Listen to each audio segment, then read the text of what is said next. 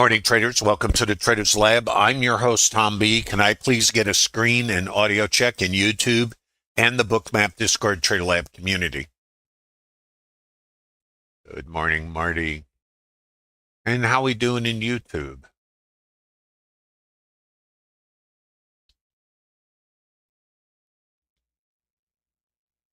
Good morning. All right, everybody. Well, welcome to the Traders Lab. I'm your host, Tom B. Thanks for visiting the lab today. I stream live Monday through Friday, 11:30 to 1 p. Eastern Standard Time.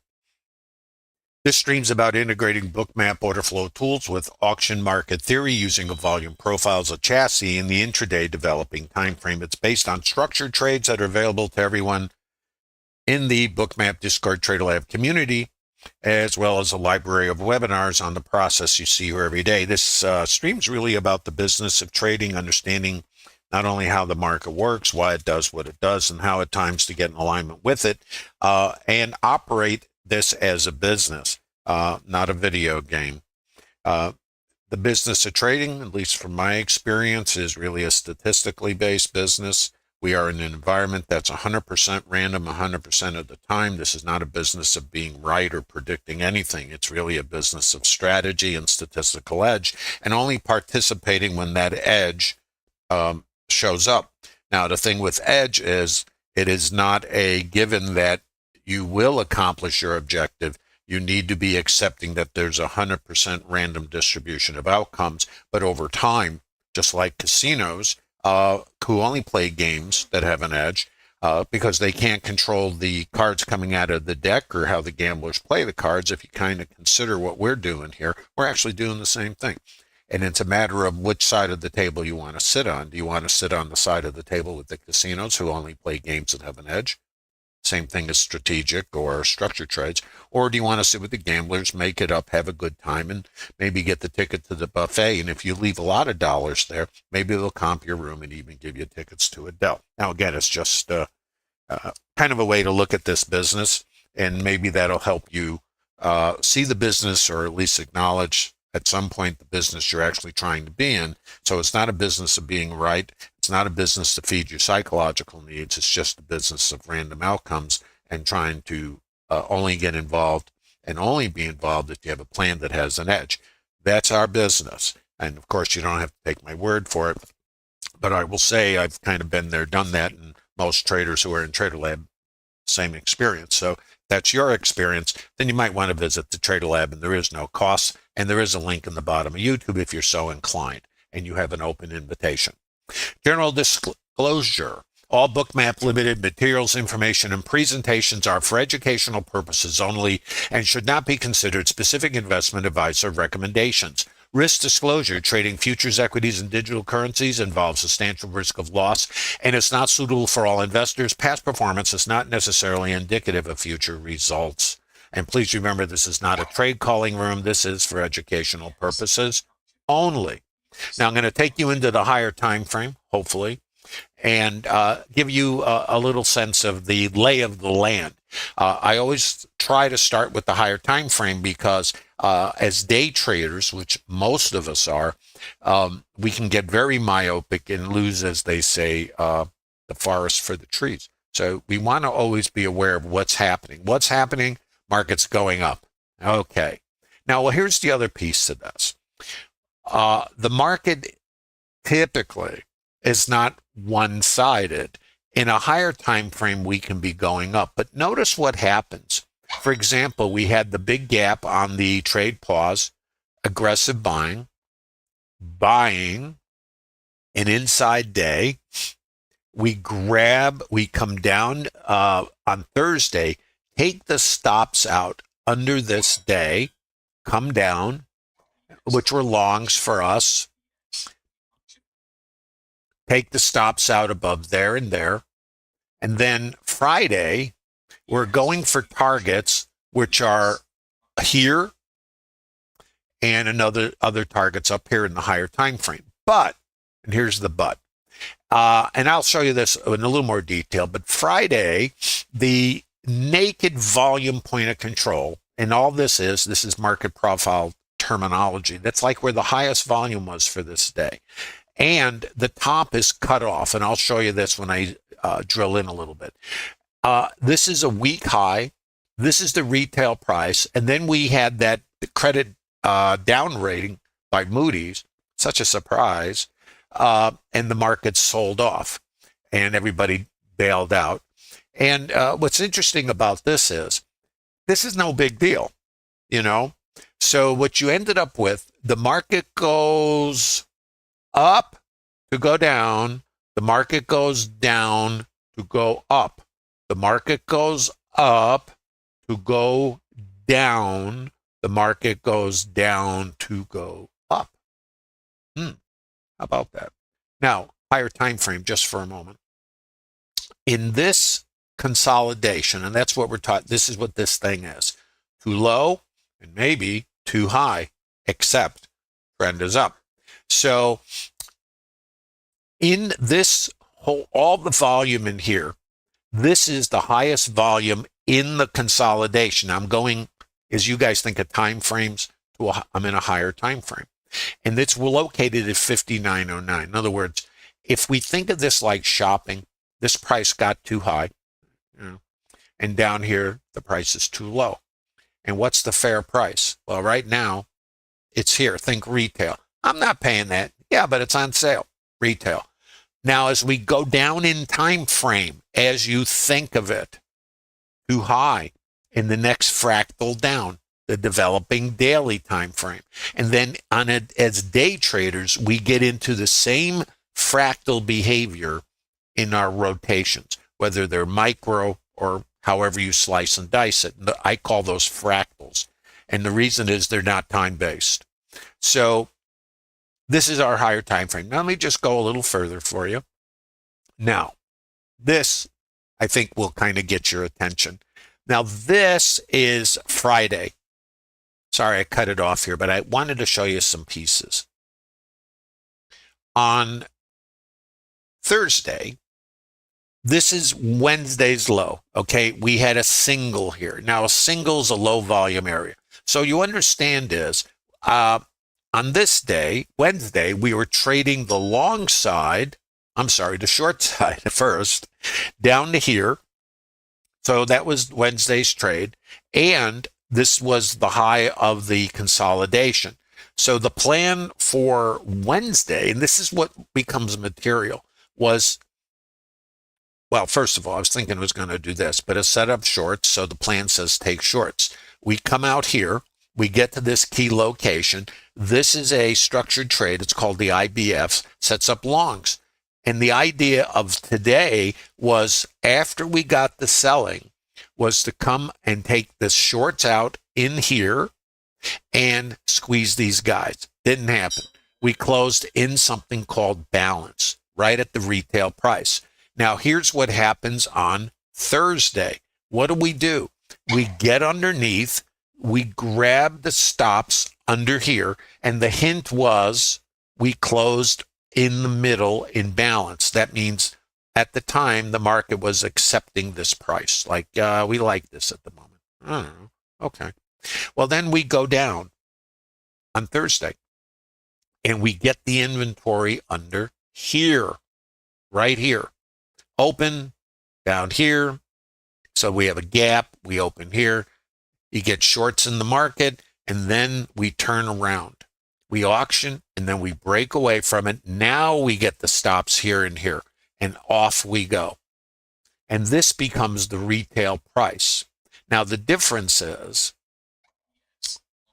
Friday, we open, we come down, we test this, we get a little below it, and then we break above. So longs, and off we go. Now, here's the key piece I want you to remember. This right here, this is an auction. Took those guys out. In here, 93-ish, this auction, this price is too low. Watch. And I'll tell you, it's very easy to miss this stuff. So if you did, don't feel bad about it. Where's that 93? It's the ETH low. No clue. believe me on this. I'm going, really? So um, this was a previous variable high volume node. I made the name of. Now, what does it say? Let's come back to the language. It says this was too low and we rejected it, and then we had all our up move. So I know potentially, since I already traded this level and we rejected it previously, the auction's about what's too high, what's too low, what's fair. Well, this is now unfair. And I check it in the ETH. This is sort of the canary in the coal mine, if you've ever heard that term. Are you guys tracking?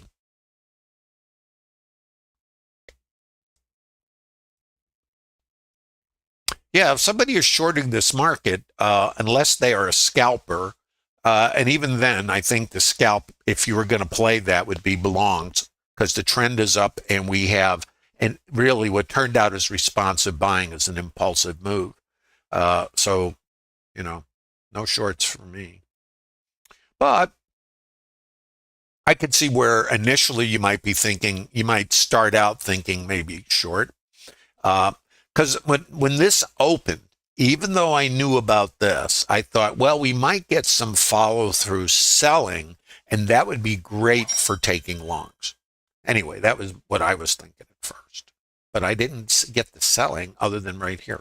So RTH opening swing low. Overnight volume point of control. This is the retail price from the ETH. And what was down here, the micro composite volume point of control, higher time frame. Let me bring you right back to what we're looking at here. So 909, the retail price right here. If we come down to it, and we already tested in the ETH low down here, and it's too low, then we can come across the range and come back up here. And the target for today is out the top. And that's not a recommendation. It's who knows. So, and there's no way to know, at least for me, on the open, if we're not going to get sellers follow through selling from Friday. That's part of the thrill. So let's look. So when I think about these things, and we have this, we have the low, and we have overnight, but we have yesterday's low. So the potential is to come up here and fill the gap, and then either continue down or push in. If we push into this range, then that whole news event and the Acapulco cliff dive from Friday was just, I have another term for it, but I'm going to say nonsense. So that sets up an opportunity for us to get back on the trend. So, and right here, it's a bit dubious. Let me show you. Now, these are structured trades. Now, some of what I'm going to show is advanced. In 46, when I was T46, appreciate you being in the community. I think I know you from way back, but I can't remember. But the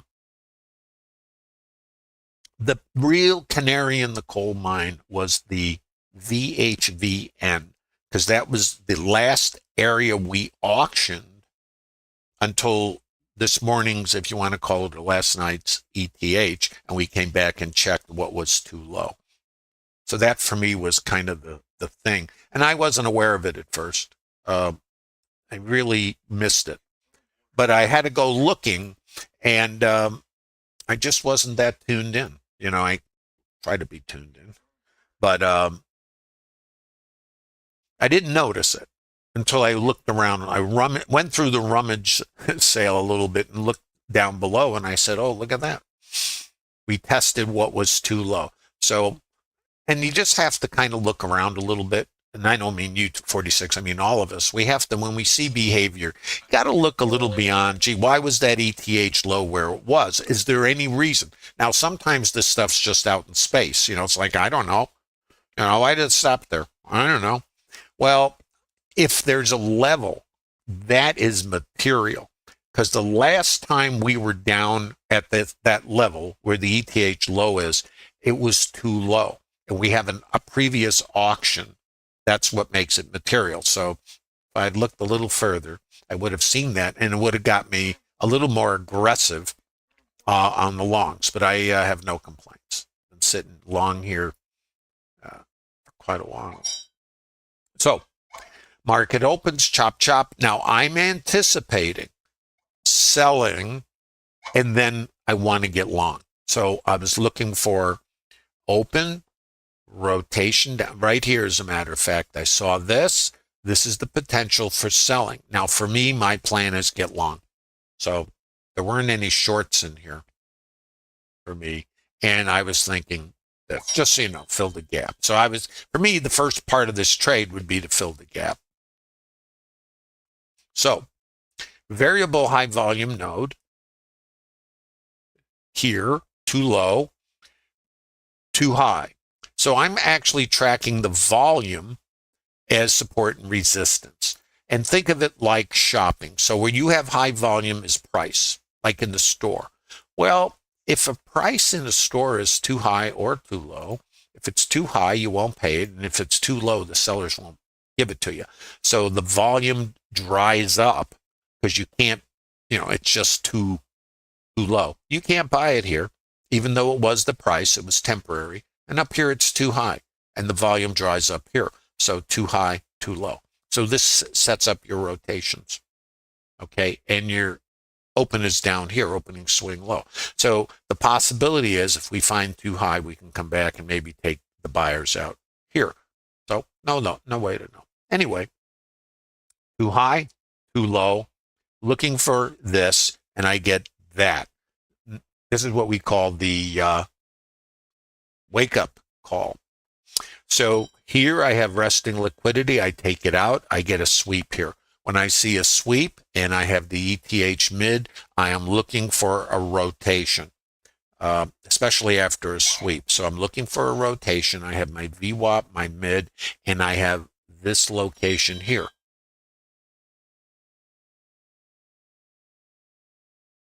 Variable high volume node is here. Variable high volume node is here. These are areas for longs. This is a long in the Trader Lab. Now, this is a little rough to get into. For me, I look at this right here, this here. This is, I have long entry here, here, and there. So this. So this is a structured trade in Trader Lab. Now, this might not be your thing. What set it up for me, now I'm thinking rotation down. So this is not my thing. I'm going, because I'm looking for this here suggested a rotation. And that's all I got. Now you see this buying? That's really aggressive buying. So at this stage, I know my buyers are in here. Urgency. Now here's the next little piece. Buy sweep. And now I'm looking for counter rotation.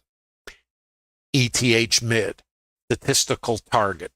You have to bet those. I'm not going to go into the percentages. I have another thing for you that I neglected here. I want to stop for a second. By the way, if you have questions, post them. I'll do my best. In the Trader Lab, I put together, I don't want to use the term cheat sheet because you can't cheat anything except yourself if you don't have a plan and an edge. But basically, grids to help traders organize context. So the context is the driver of all this. Context is another term. What's the condition of the market? The other part of context is it operates in multiple time frames. So let's just say the trend is up in a higher time frame, like I showed you, but the context, while up in a higher time frame, can be down in the developing time frame, which creates like a downward rotation. So I can be in a condition called mean reversion in here in the developing time frame, which is outside in trading. So if the trend might be up, how do I trade an uptrend? Well, I don't just buy it here. That's like, where's the bus? Come over here and drive over me a few times. I have to get outside to revert back. So subject to time frame, you trade a different way. So let's take a look at this. We opened out of range in a gap. What does it mean? The market is out of balance. Now, balance is where you have acceptance. So in a higher time frame, balance is where most of the volume is, and the market tends to slosh around like it is here. Where's balance? Well, it starts out here, but now this is now the high volume. And if it in the store, if a price becomes too low, they're going to raise the price. Well, if we come back to the store and visit a previous price, and you like shopping there because it was on sale, and this is the new retail price, if we come outside on a rotation and I see absorption, I can come here. That's mean reversion. Now, let me take you into another concept. When you gap, you're opening something out of balance. This is away from balance, and you come back to it. So when you come out of balance, basically it's the reversion because you're returning to balance. So in the higher time frame, we opened out of balance in the gap.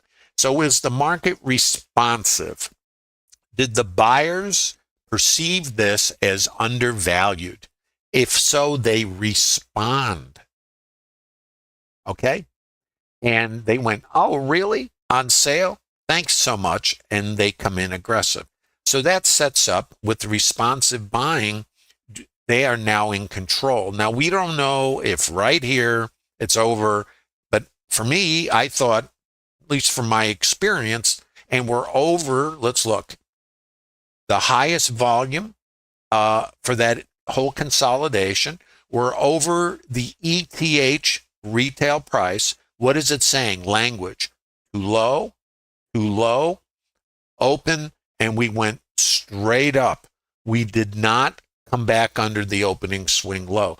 There's a term, it's called impulsive behavior. Now, there's two pieces going on. The buyers responded to the lower price, and then the higher time frame participants came into the market and absorbed everything. And that creates something called driving behavior. So it's like a drive. And that just means I want S&Ps. So when I get the rotation, I can now refer to levels that were, support resistance. Too high, there's my sellers. And too low, well, the open. And then here. So if I come outside, it's a long. Now, let me get back. Is the market responsive? Yes. What do? We fade the gap back into the previous balance. And where is the previous balance? Hold on, got to find it. It's up in here. So we're fading the gap. Now, when we test the previous range, do we reject it or do we get inside? Well, we got inside. Is the prior range holding?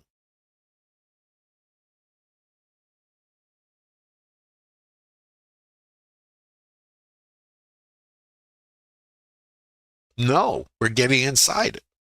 So fading is still valid. So now we want to watch for rejection of the previous close, which is the top of the day, in the previous value area, where we're going inside it. Is the prior value area holding? No, not so far. So we didn't reject it.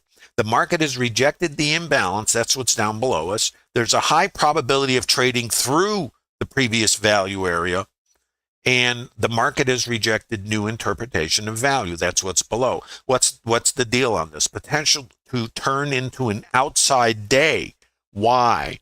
The market has broken out of balance and subsequently rejected the imbalance. In other words, we broke out of yesterday's range and value, came down, and it went, I don't think so much. And now we're returning, which puts yesterday's high and yesterday's volume point of control and yesterday's value area high on the hit parade. Of course, not a recommendation, and potentially higher.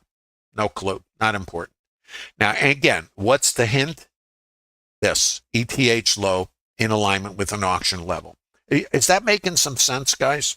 So this grid sets up what might happen. So we have like a contextual checklist that we can track. And of course, if it changes, we use the same template, if you will, to change the trades that are aligned with the current condition. Trading is not mechanical. It's actually something called contextual. So if the trades we vet have to be in alignment with the context. So the context is always changing during the day, and it can be directional and then get rotational. Well, for me, at least what I share in Trader Lab, if the market gets directional, I can't chase it. I mean, been there, done that. That doesn't work so good. Then the only way I can trade it in my trade plan is to do something called mean reversion, which is outside in.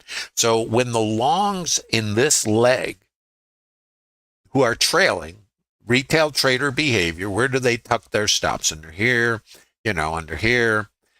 VPOC migration. Two possibilities right here, up or rotation. If I rotate, this becomes resistance. This becomes support.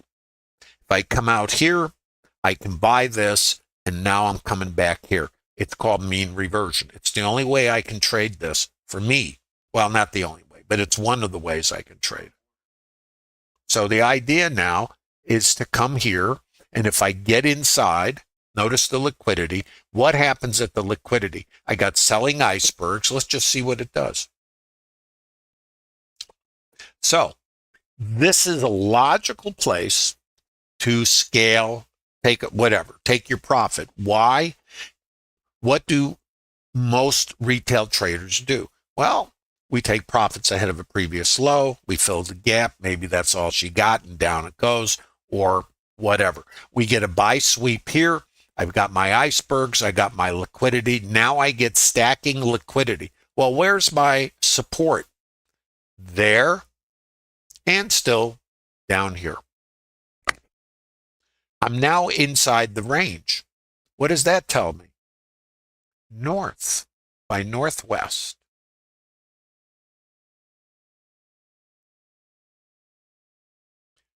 VPOC migration. You say. Really? Yes. I'm going to show you some more. Do you guys have questions, by the way? Because this is very straightforward. Now, there's a problem. Let me tell you what it is. The problem is there's not a lot of opportunity to get long. You have to be patient and you have to wait.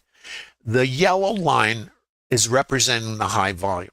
If you look at the profile, what you're seeing is these are auctions. In other words, this rotational. And then if we leave it, it's a language now. Remember, and now I don't use indicators. I speak market. And I figured out that if I can understand what, market mechanics and what it says, I might have an advantage over indicator-based traders. And besides, indicators didn't work for me. They just gave me a lot of random winners, but no edge. And I'd figure that doesn't do me any good. Anybody can have winning trades. How about an edge? That means I can develop confidence because I'm consistent. The market is random. If I'm consistent and my inputs are consistent, I can measure them. If I have a tangible measurement or a statistic, I can now battle my emotional stimulus, which is fight and flight, because with nothing tangible, all you have is the chemicals and cortisol in your brain, fight and flight, avoid danger, all this kind of stuff, which is our primal wiring, and you can't turn that off. So if you don't have something tangible, all you have is chemicals in your brain. And I can tell you, anybody who's been under the influence of anything, chemicals in the brain while trading are not so good. Too low. Auction. Too low. Variable high volume node. Off we go. Retail price. Let me label it. So as the market's moving up, I just keep really observing it. And if I want to add, or if I wasn't in the market, I have to wait for a counter rotation. That's the only way I can participate in this thing.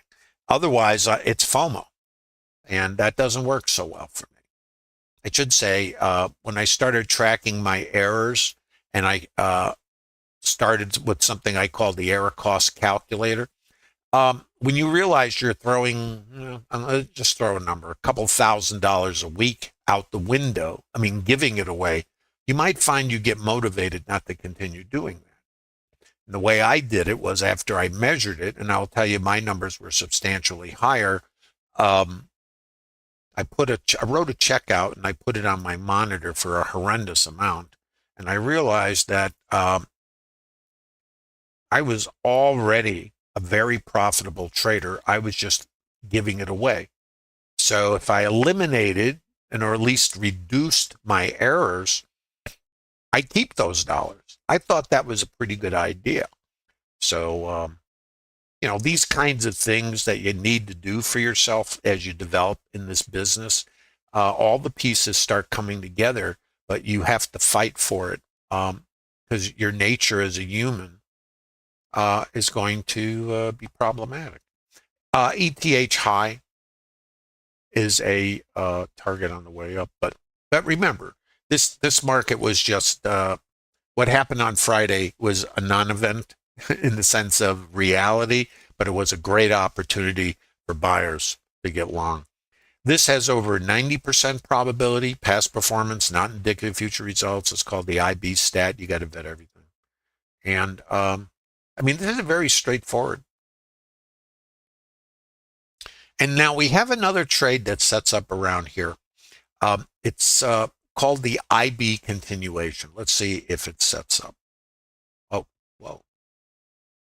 Oh, here you go. This is mean reversion right here. So what's the possibilities? First of all, at 9:30 my time, the first hour's high gets locked in. That one has over 90% probability. So I'm going for this, which is an open statistic, and I have the following scenarios. This is my new retail price, and the only way I can get into this thing, as you know, is something called mean reversion. Now, the thing about mean reversion is it's outside in trading. So if this is the fair price, the market tends to rotate and come back to it. Now, the challenge with mean reversion, there's no simple in this in the sense of, I think learning to trade is not complicated. What is difficult is operating in a random environment because that is really our nemesis is uncertainty and randomness.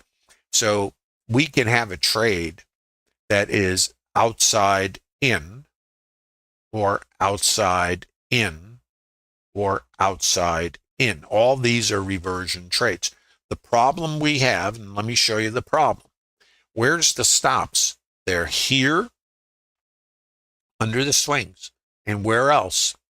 Maybe out here. I don't know where they are, So when the market comes outside, there's a couple things. Now, for me, I always say look left because I know this last swing that we're going to have retail traders, that's us, stops under here. So I don't want to get long until I take this out. So if I just am myopic and I look over here, I'm not thinking like a retail trader, but not acting like one. I am acting like a retail trader if I get long here because I didn't look under the swing. So I can look under these swings and I know buyers were here. Watch this. Sellers were absorption. Sellers are here. The buyers took control, right, with a big sweep. That sets up the counter rotation here into support, which is there. Now, if I find too high and I rotate, I have to be aware of this because there's going to be stops, and I got to be aware of this because there's going to be stops. And I don't know how far out it'll come.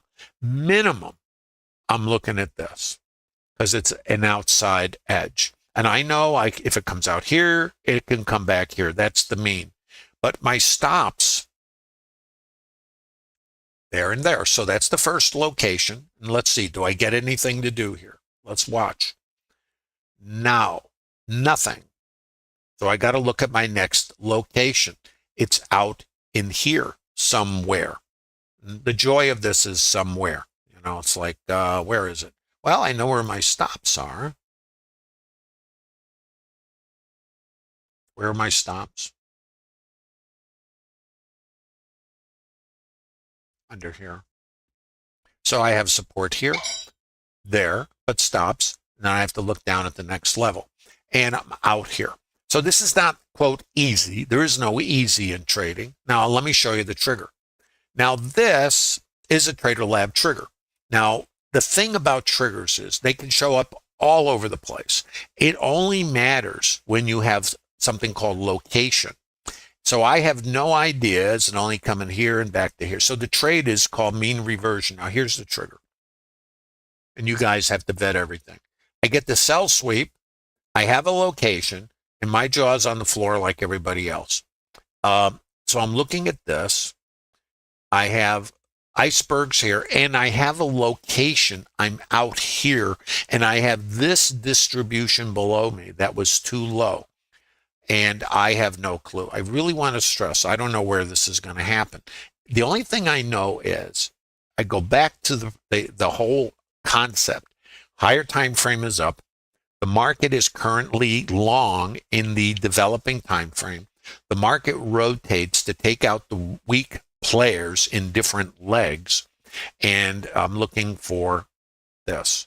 I got to get outside to come in. So let's look at the trigger. Sell sweep, outside edge, and no clue. And I'm going to tell you, I have no idea, so it's not my job to know because I can't, but let me show you the structure. Now, I'm looking at this, and then again, no clue. So, I mean, as far as I know, here, it's just going down. Now, here, I see a change in behavior. Where did you see a change in behavior of that range? Now, here, I looked at this, and I said, well, this could be interesting.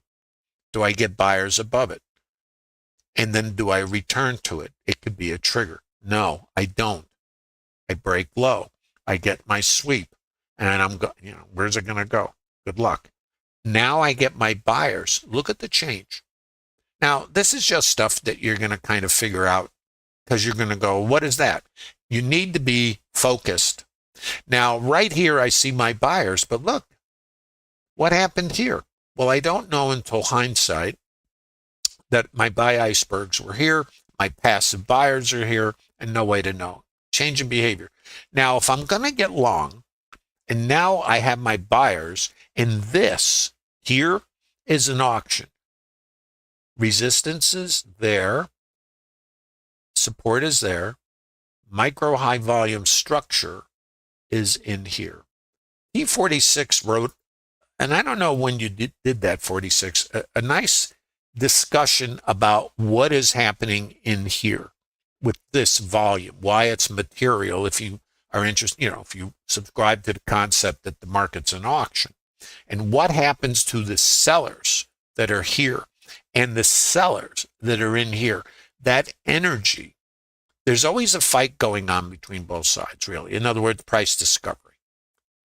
Resistance is here.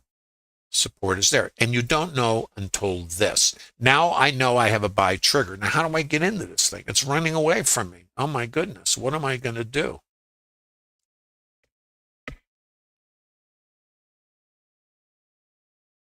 I know that my buyers took over here.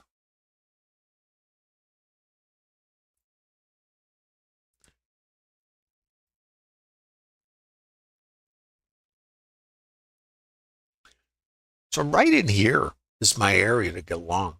Now this, if it doesn't come to your entry, you don't have a trade. I'm just saying, this is where you want to get long. And let me just see if it's, if it doesn't come back to your structure that you depend on, then you don't have a trade here. This is absorption. Absorption was here. Absorption is here, but your risk is down to here, and you're going for this. That's your scale. Now, if you don't have an entry here, you just don't have a trade. There's nothing more to think about. Where did it come? Watch. You're going to find this interesting, maybe. What I have found is the market has certain behaviors.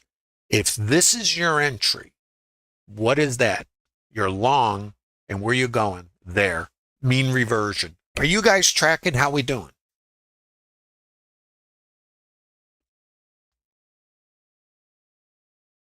Dylan, I believe you would be better off trading a two lot using the first, and this you have to vet, using the first contract to buy the stop on your runner. It helps you, and you have to know you have a statistical probability of, so let's say you got long here, which is what this trade is right here. See, most of us, when we see this, we're going to FOMO into it. And then our risk is going to be wherever it is down to here. Well, if you learn, and I don't mean you, I mean all of us, to be patient. And if the market comes back to a location in an uptrend, do you think, I mean, is this what? Is this a short? What this says is counter rotation. What this says is absorption, and this price is too low. Look at the liquidity, and I have a limit order out here, or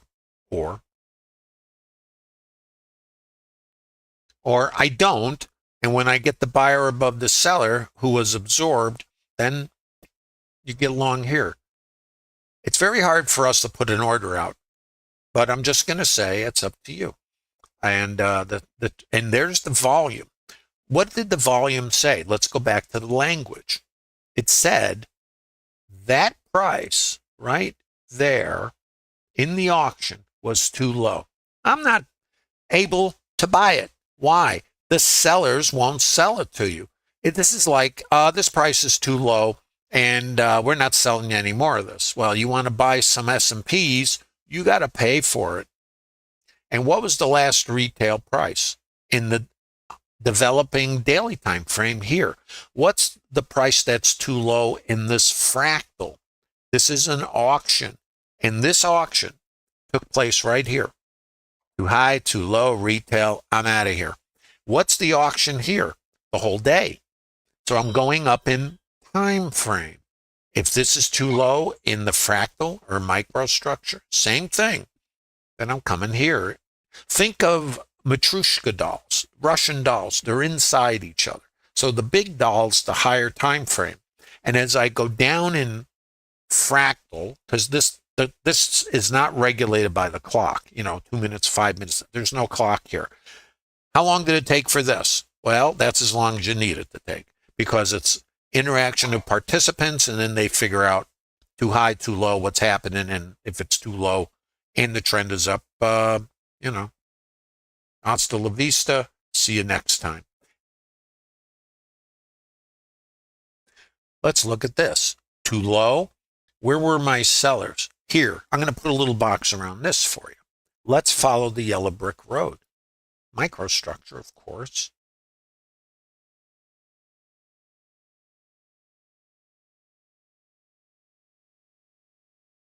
Sellers are here. Buyers are in control. What happened here?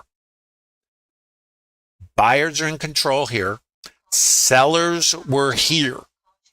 Sellers got run over. We come back and test them. Too low, too low. Again, break high. What do I do here? Sellers were here. Break high. I come back and test them. Subject to, if you have an entry, you can do your thing. And where do I come back? Let's try to look at that. Now, you have to vet all of this for yourself. I'm not saying anybody should get long here. What I'm doing is trying to help you see market mechanics. See? So for those of you who still don't quite have a handle on order flow, this is the output of participant behavior, price action. So while you're trying to learn order flow, and this is a specialty, all of these elements are not plug and play. They're all nuanced and they all fit together. So even with a tool like Bookmap, you need to know where all these pieces are, like those Matryoshka dolls, so you can operate and align yourself. You guys see why this might be along to there? Can you see why this microstructure? And these aren't necessarily trades. What they are is a way for you to read the language. So, long, long target, long target, long target, long, maybe not, up to you, target, trend up. Where are we trying to go? I think it's called north by northwest. Where are we anyway? Don't know. Let's see.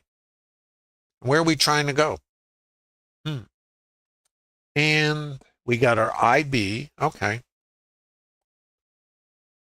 This is where we're trying to go. And out the top, possibly. Not a recommendation. I am now current. How about that? Not much to do. Just get long. You guys have questions. Please post them. P46, are you in here? In the Discord chat? Oh, hi.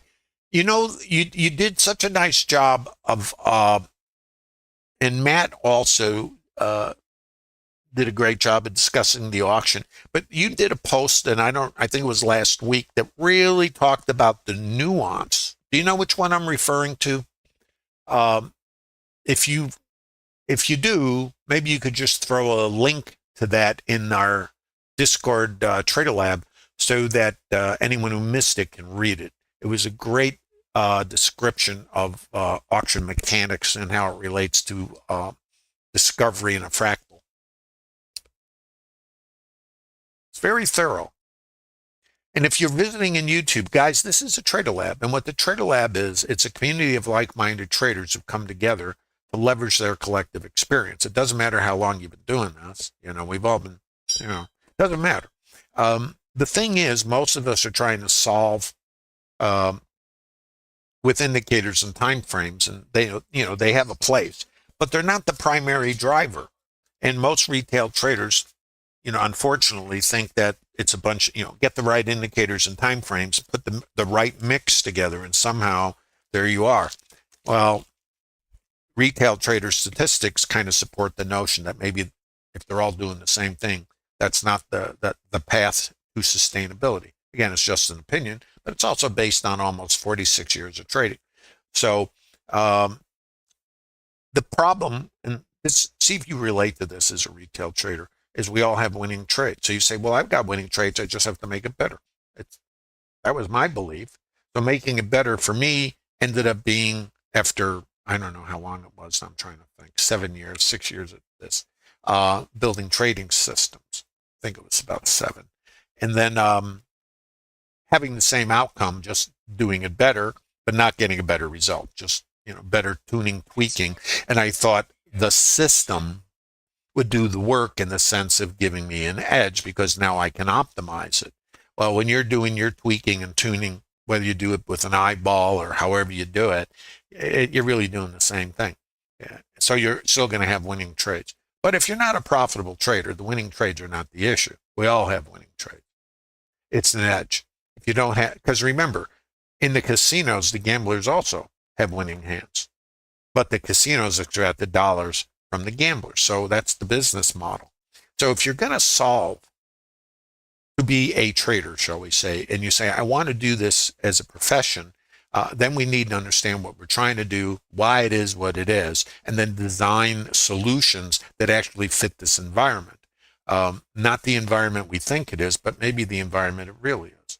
And most of us are chasing an illusion of predictability, certainty, right? And developing, it's going to do this, right? It's going to go here, or it can't go any higher. All that, right? We've all done it. By the way, sellers are here.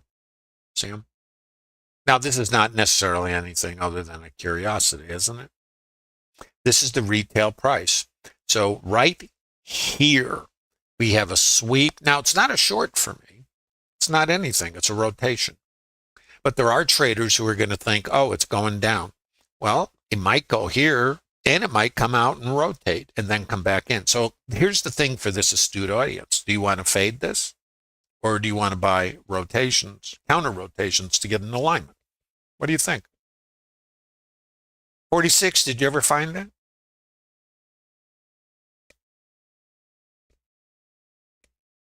Oh, there you go. Thank you so much for posting that. Let me see if I can read that. 46, do we know each other from back in the Stone Age? Let me see. I'm going to read this to you. This is for everybody in YouTube. And you could read all of this kind of stuff in the Trader Lab if you're in YouTube and you want to visit. There's a link down there. There's no cost for this. Every consolidation pulls volume and committed traders on all time frames. So down to the smallest time frame that works for the individual after vetting, of course, which is what 46 does, and I do, at pre-planned locations, is use microstructure. The idea behind it is for every buyer, there's a seller. There is not more than one or the other. So within that microstructure, all the energy or volume of the participants on the wrong side will blow out when they realize they're wrong. That is the fuel to get the scale to number one, to get your first scale. Now, how does one know which side is wrong and when?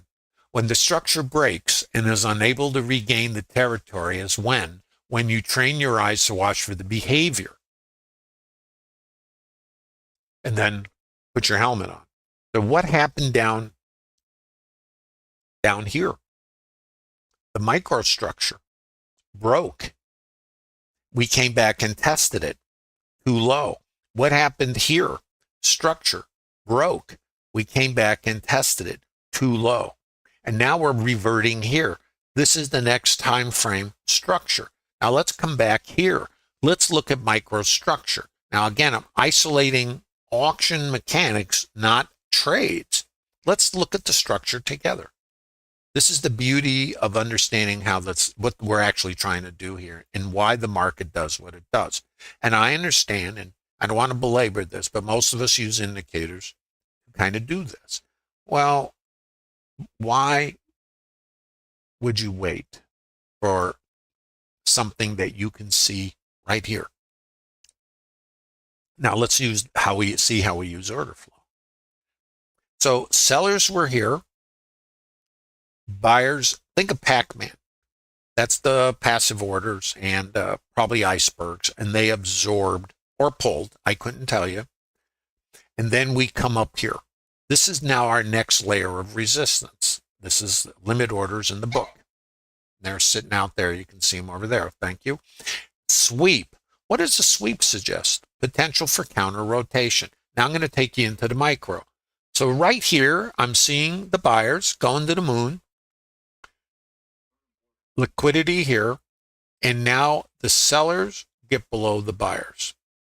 Here, the sellers are below the buyers. The sellers are below the buyers. So now I can look at this, and I know right here is volume, and there's going to be volume there, fractals. Right there. So there's volume there, and there's volume there. Now, it's not actionable for me. What it suggests is now the sellers, have you seen any selling like this anywhere? You saw it here, but we're at a fair price. Nothing to do. The buyers were here, aggressive. We haven't seen that, right? A little rotation. What does the variable high volume node say to us? Too low, too low, break high. Oh, too low, absorption, hasta la vista. What does this tell us? Counter rotation. Why? So I can read this. Now, it doesn't mean I sell it. What it means is I'm prepared for a counter rotation. And if my plan says so, I have a structured trade that might show up here. And I also know this is my retail price. So let's just look.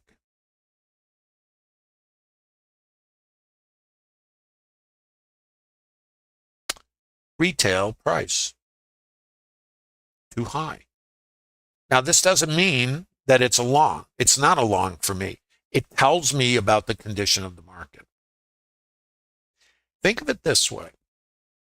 Now, in the Trader Lab, what I always suggest, when you get rotational trade and the trend is up, maybe we can agree, and I have targets here and potentially out the top, settle yesterday's high volume. So what's going on here? If yesterday or Friday's RTH, this was the retail price, and the retail prices below in the developing time frame are too low at the moment, and the current retail price might still be too low, where might I go? And then some. Are you guys with me? That's it. This is not more complicated than that. What it is random. So if in Trader Lab, and there's a target at 60.05, an extended target, not a recommendation. Market never has to go there. Who cares? Do you? I don't. I just do my thing. So the thing with this kind of condition, there's not a lot of trades when you have a condition like this because the market is trending. It's directional. And in my plan, I'm not saying it's a good one, it's just a plan. The only way I can participate in this is mean reversion trades, which means I need a counter rotation. And the only way I get counter rotations is when I get longs in a leg, and maybe I'll come underneath them and get those stops. And then once we exhaust, and if that I see absorption, I can then take continuation trades. So you notice there's only been a couple of longs.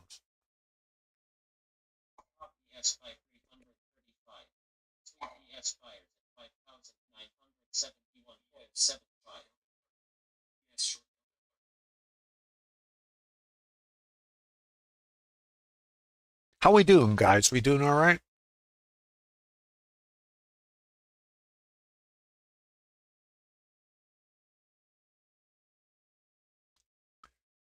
Hold on one second.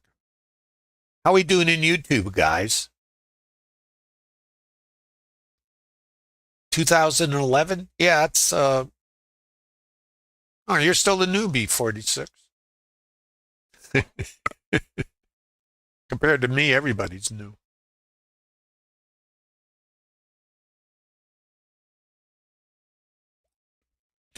I might have come across you in my travels. One never knows.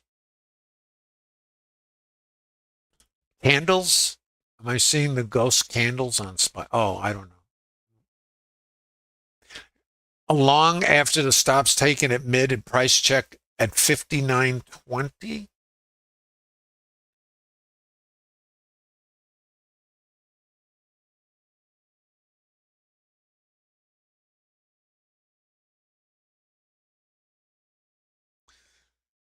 Uh,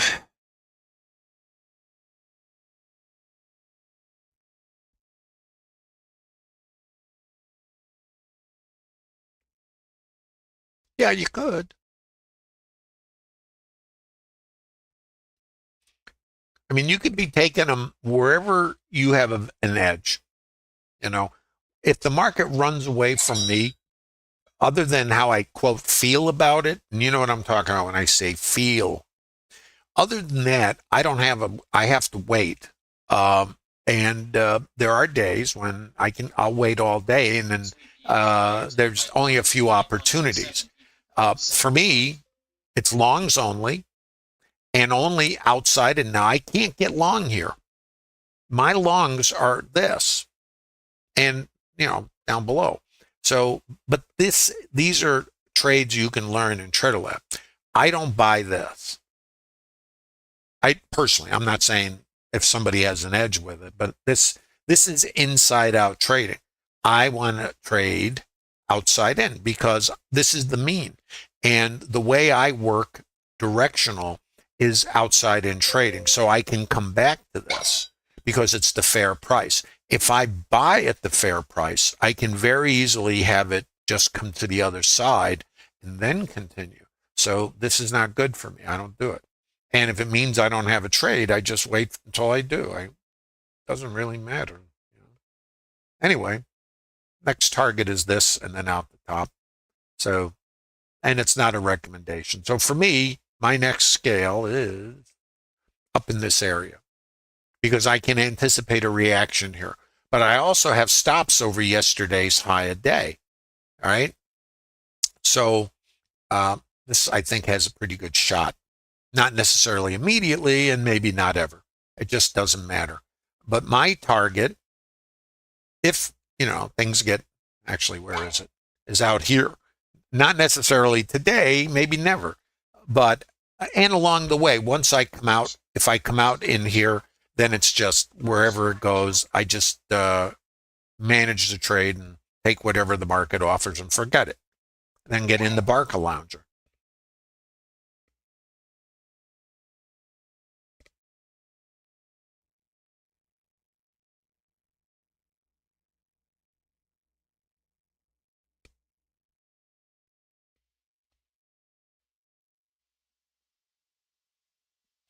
Van, if the market turns and goes south, what'll signal that? Well, it hasn't gone south, and I wouldn't pick a top, and it would have to fall apart. And if it fell apart, it would probably be the result of some kind of news input, a tweet or just some fundamental event, like it did on Friday, because that changes, that disrupts the auction. But at the moment, I have nothing to do except stay long and manage the longs, not get short. If the market breaks down for some reason, then I might have no trades, or I'll find a place to get short if it matches up with my plan. But I don't feel compelled ever to take a trade. In fact, I have found, and this is that the better opportunities are the trades with range, because they can be extremely profitable, and it allows me to probe the market. And if I'm, getting a location that is not the location, I tried mean reversion, and if I'm in a bad location, I take a stop. Then I just go further out and, put the same trade on, because I don't know where any extreme is. But as far as a reversal goes, I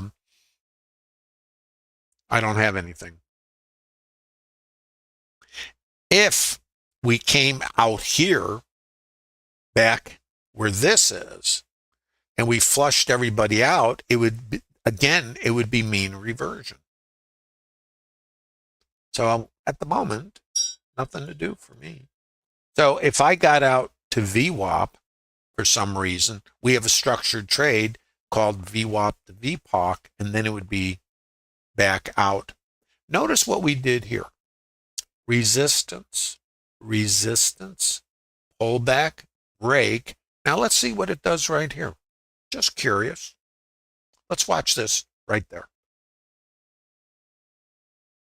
It's a curiosity. What I'm doing is I'm isolating structures or auctions inside of itself. Think of Matryoshka dolls. I think that's a good way to think of the market. How it's integrated is it's integrated vertically. You guys think of multiple time frames. I kind of think of it in a similar way, except the behavior of the rotations is generic. In other words, the auction operates whether it's here to here or the whole day. It's exactly the same, except the range of the rotations in the auction itself operates in fractals. So I know that, like the longs are in this leg. Well, the overall trend is up. So if the longs are in here, I know. And by the way, this set up along here if you have a trigger for it because of the sweep. And now I got the sweep here. That sets up the counter rotation. Sell sweep up, sweep down, and then where's my last place?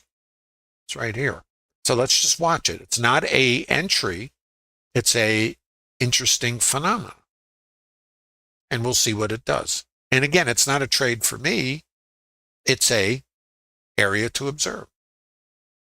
Let's see what it does.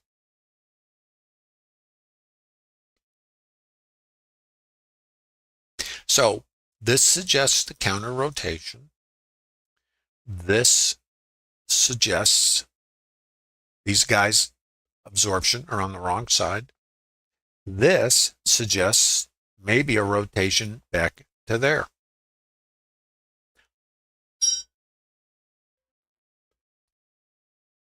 Now, I'm going to say to you guys that this is not something you trade. This is a language. And if you can learn the language, you can anticipate the behavior because now you're learning to understand how the market works. It's not based on waiting for your indicator to tell you what's going on here. Because your indicator can't tell you what's going to happen, and I can't tell you what's going to happen either. So we're both equal in that sense. But which process has a bit more of an edge? Random indicators that are not context sensitive, or you being able to understand locations and where behavior might happen. It's about anticipating behavior, not predicting it. And we'll see what it does right here. In the microstructure, this is your outside edge. That's your retail price in here. And then if I go to a smaller time frame, as you think of it, what happened up here, this volume right here is too high. So this sets up resistances here and support is here. So I have a little, call it a sandbox. And if the trend is up, maybe if I have an edge here, I would be buying this, but my range for resistance is like right here. So if I'm taking, now this is not a trade, but suppose, just as a curiosity for you, the range from here to there was 12 points. Here's an interesting thought for this astute audience. The behavior is generic. The range is what we need for risk reward. The auction doesn't care what we need. It just does its thing. What's too low? What's too high? Let's find too low. Let's find too high. If this is too low in an uptrend, and is this still too high? If I get through it, then I continue. If I don't get through it, I come back here. That's it. That's all you got to know, because you can't know anything more than that. So you can see it. Outside edge is there. I'm not paying that right there. Outside edge is down here. Oh, but it's on sale. Retail price is there. And what's up here? Too high. And where did they drop it? Here. Sellers are here. Sellers are here. Sellers are there. Volume is there. Sellers took control here. Where might we go? Right there. Right here. Now, I don't trade this, but I can read it. And if I wanted to trade it, if I had a vetted edge, this is a long. And now if you do this without knowing you have an edge and the context that it might be qualified in, then you're going to be in, as we say, trouble, because you're on your way out of the business. But if you're interested in learning the business and learning how the market works, what I found is trading is not complicated. Actually, it's simple. What is not simple is operating in an environment that's 100% random. That's why someone says, gee, trading must be complicated. No, it's not complicated. I believe if you come to Trader Lab, you can learn how to trade if you do the work. And this is not a 30-day plug and play, where somebody's going to show you just winning trades. Not the way this works. We all take stops. I take them every day. I can't think of a day I don't take a stop. There are some, and I always go, that's trouble. If I don't take a stop, that's not good for me. And if you've been trading for a while, you'll know why it's not good, because how it affects you psychologically.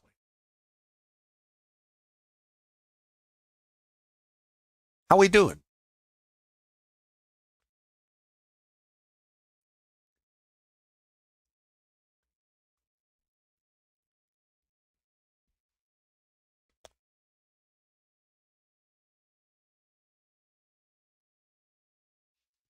So it's longs only for me in the fractal I trade. My objective when I trade is to catch large rotations. I use counter trend, not to scalp or get short, but to either add and scale. I trade inside my positions. Again, it's more advanced, you know.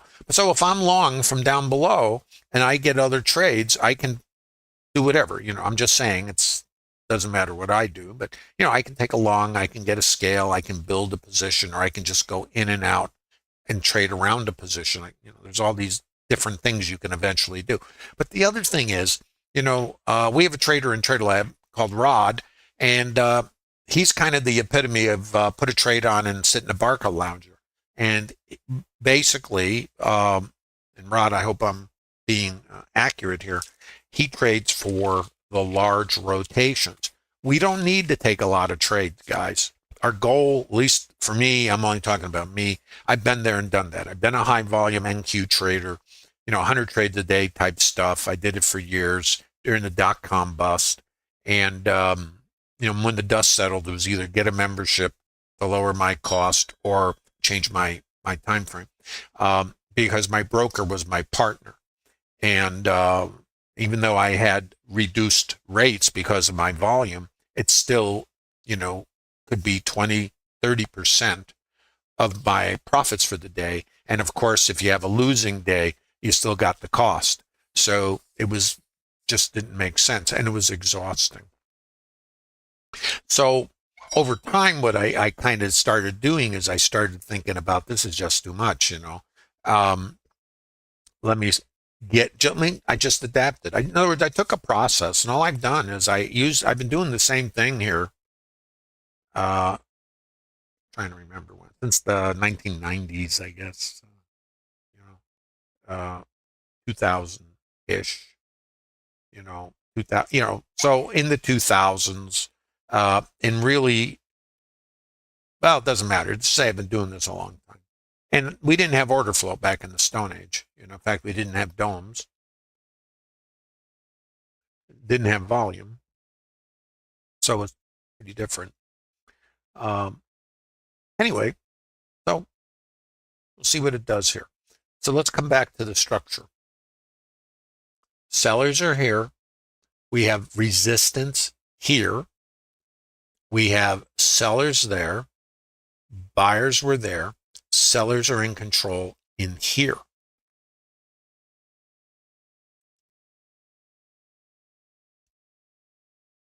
Buyers are in control down here. And it's the IB, initial balance. So let's go see what happens as we come down, if we do. So let's come back. This is an area of potential support, and so is this down here. So if we come outside, we might have a long to come back here. If we come, so this is the next area, and it's not a recommendation to be looking at continuation longs. Low volume node, IB, and there's going to be stops maybe in here. We had the sweep, and we had the buyers take control. So this is the next area to be thinking about. And these aren't mechanical. What it is what happened? What happened to these sellers? They got run over. We might come back to where the buyers took control. One of the ways I think about it, and it's kind of like, how do you make sense of something that's random and rotational? What happened here? The buyers were here. The buyers. What happened over here? The buyers were there. These guys were absorbed. The buyers are there. Sellers were absorbed. Sellers were absorbed. Buyers are above the sellers. What happened here? Sweep, rotation. What happened here? Sweep, rotation. So, what do I know? Right here's absorption right now. So it's either going to continue north towards targets or rotate out. And if it rotates, I have another long setup here if it does its thing. It's not more complicated than that, but it is random. You see. I believe anybody can learn to trade if they come to Trader Lab. There's a link in the bottom of YouTube. And when I say you can learn to trade, you got to do the work. This is not a, hang out for 90 days and you move the ATM in the basement. It's not going to work like that. It's really a process of education and changing your thinking in the sense of what business are you in. I understand we all want certainty and confirmation. If you're using even that self-talk or language, then mentally you're in I think, a place that is not aligned psychologically with the environment we're in. When we're looking for certainty, it's our primal wiring to avoid risk. So we come into this business without an awareness of the things that drive us to make choices, even how we approach this business. It's already pre-wired. So we start out on this quest for certainty and confirmation and predictability. And that's what most retail traders do. And most retail traders are not aligned with the business. So when you're trying to solve for something that's not in alignment, I don't think it's realistic to think you're going to have an outcome that is going to solve the problem, which is randomness. So if we can't solve the problem, then we have to solve for something else. We cannot solve for randomness. We cannot remove randomness. So you cannot create certainty because you're still going to have randomness. So now we have to solve for uncertainty. And that is a different process. Might seem somewhat illogical. Aren't they the same? No, they're not the same. And this is part of why I agreed to do Trader Lab, because I spent, 10 years, 7, 8, 9 years looking for certainty. And with the winning trades I always had, and you think you're on your way, you just got to make it better. Well, I can tell you one thing that might be certain, and that is that might not work. And I say might because I'm sure it might work for you, it just hasn't worked for me. And a lot of other traders I know over the years didn't work for them. So, might work for you.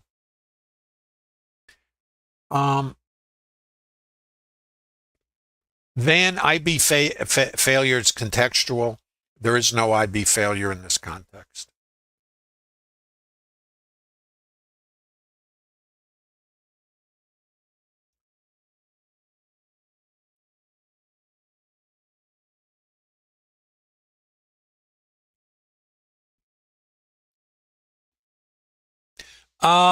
Account size and risk, that's a vetting process. Account size,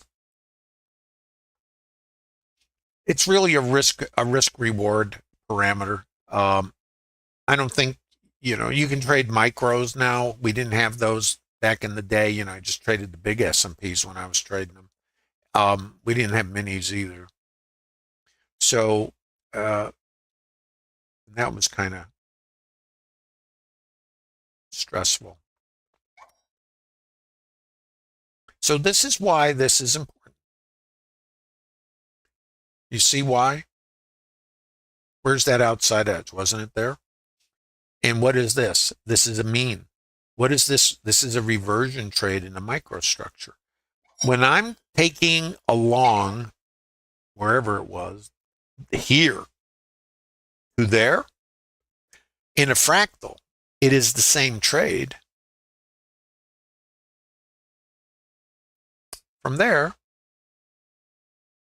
to there. Same thing. So this is when I talk about Matryoshka dolls, Russian dolls, I'm doing the same process inside of the rotations. It's just a matter of time frame as you think of it. So I don't want to, this is not my thing. But if I can sit here and look at it and go, well, this is where this order flow and understanding how the market works comes in. If I know my sellers are here, and you can see them right there, right? And I come down and I know my buyers are here, here, here, here. Why? How do I know buyers are there? You see the bubble? That's delta. Why isn't the market going down? Because you got buy icebergs in here absorbing these sell stops. This is what you learn in order flow. Why? When you have an aggressor, red bubble, and it's not going down, and you have an aggressor, a red bubble, and it's not going down, and you had resistance here, there, and here, and I come back to where the buyers took control over these sellers, and those sellers then what do I have? North. I hope you're getting something out of this. 67. Is it a qualified long? Only if you have an edge with it. The answer is in statistics. It's not in randomness. So randomly, this, based on what I read, because, I'm just reading the behavior and order flow, this says up. But would I buy this? Let's say developing traders should not be trading this. Developing traders, in my opinion, should be anticipating the behavior that might happen here, because this behavior is the same as what I showed you down here. It's just this is a higher time frame as you'd think of them. This is microstructure, but it's all the same. Does that make sense?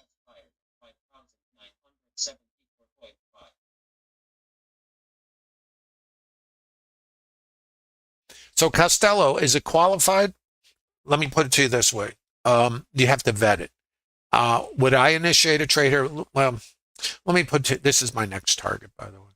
So I sit through all this stuff because I understand how the market works. I certainly don't understand or predict what it's going to do because, a tweet comes out or somebody trips over the cord at the CME and, all bets are off, as they say. I mean, look what happened on Friday. End of the day, Moody's does a downgrade and it's the Acapulco cliff dive, which for me set up a phenomenal opportunity to get long. Like, oh, really? We just flushed the financial you-know-what and blew out weak longs. That's great if you want to be long. So that was today's plan. The thing about it is, how do you get long? And that's always the tricky part, where do you get long? And when we open in a gap like that, are we going to get selling, those who want to bail out, who think the market's, it's the end of the planet, and then get long? But we never got that. We opened and we basically just went north with very little counter rotation. So you really had to get on the train pretty early. I was lucky I got on. I'm still holding longs from, down below, other than some ads, rotational trades.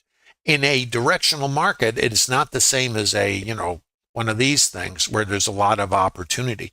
This thing is on its way, and this is the next area. And then, like I say, 60.05 maybe or not, I don't think if I say to you, I don't think we're going to get there, it's just a guess because it's not my job. I can't predict anything. But what I do now is, since I'm up at yesterday's, there's going to be stops. Well, there we go.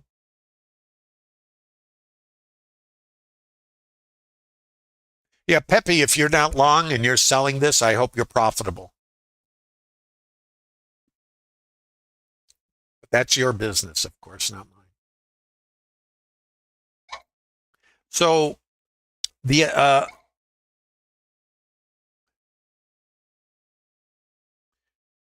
I go back to our longs. Got to go look for them here.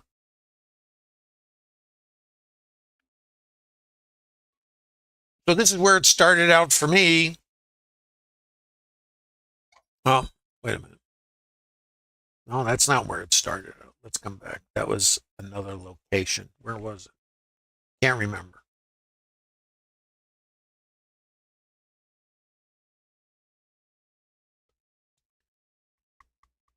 It's down here someplace.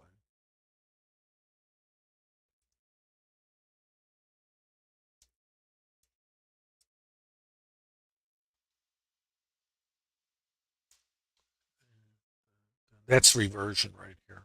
There, pull back to here. Yeah, these set up longs, if it's in your plan. So all it's been is long. Sorry to sound like a broken record, but that's about it. So anyway, this is a primary area, and so is this. So Yesterday's high is probably on the hip parade, not a recommendation. And then it's just trade management. Hope you guys got something out of this. It might be kind of a boring thing because all you could do was get long today. And there weren't a lot of entries because it's really about location and getting risk neutral, not chasing the market, not experiencing FOMO. I mean, we all feel it, but when I say don't experience FOMO, I meant to say don't respond to it. Oh, it's going to here. It's going to do that. No, we don't know what it's going to do. If you operate in an environment mentally in a, it might do this, it might do that, then it's not about being right and predicting. So I'm still holding my longs. Starting to get a little itchy on the twitchy finger. You know what I mean? Like, okay, now we're just watching this. Guys, if you're interested in this, you find this interesting, you're all invited to Trader Lab. There is a link in the bottom of YouTube. There's no cost for this. There's a library of webinars and of course the Trader Lab community. Let me see, I just want to show you, there's also 60 PDFs of structured trades you can download. Those look like this. And these are broad strokes. And a lot of this was research. I was working with Bookmap developers back, this is 2020, and we were working on ideas. Some of them, of course, got jettisoned. Most ideas do get jettisoned. Some are incorporated into some of the add-ons that are available now. And also the Discord community, which is it's a group of like-minded traders who come together to leverage their collective experience. So there's a lot going on in here. We have traders who trade remotely, who remote in. I don't know how they do that.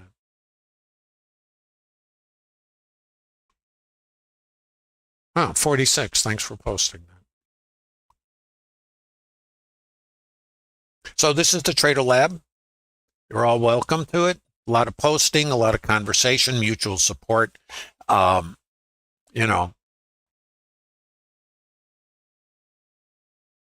is down. Pepe, I'd like you to help me understand that. It might be down for you in your time frame, of course. I kind of think, at least the way I'm experiencing things, that the opportunity's on the long side.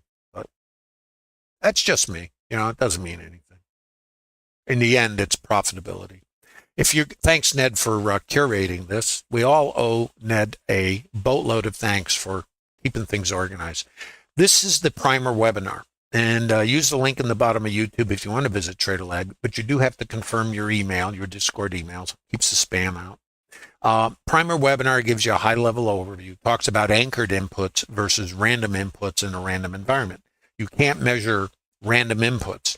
You need anchored inputs. It's the only way you can find out if you actually have an edge or if you're just in the noise with random winners and losers. Meet the Trader Lab. This is an advanced trader methodology. This is in the Trader Lab. There's mutual support, a lot of work on psychology, which is a big impediment, data mining, research, developing structured trades. This one you might want to look at. Stop gambling, start winning. Do you know if you're a gambler or you are a trader that has an edge? And then trapped in trader Groundhog Day. That's where you work hard and you keep waking up with the same result, even though you're still having winning trades. So the idea is, gee, I'll just make it better. Yeah, of course, except it stays the same. Is that you? Well, that was me. And I would say everybody else in Trader Lab. So if you're interested in the Trader Lab, use the link in the bottom of YouTube. Also, please leave a like. Like supports the channel. There's no cost for this, so a like goes a long way to letting Bookmap know you like this and that you're deriving some benefit from it. Thanks so much for visiting Trader Lab. Look forward to seeing you guys tomorrow. If you don't have an edge, come to Trader Lab. Learn about the business you want to create sustainability in. You might be working hard, but without a statistical edge, you're really sitting on the wrong side of the table. And of course, past performance is never indicative of future results. You have to do the work and determine if you have the psychological ability to follow a plan that actually has an edge. Take care, guys. Look forward to seeing you soon. And thanks for visiting the Trader Lab. And don't forget to hit the like on the way out and subscribe to the channel.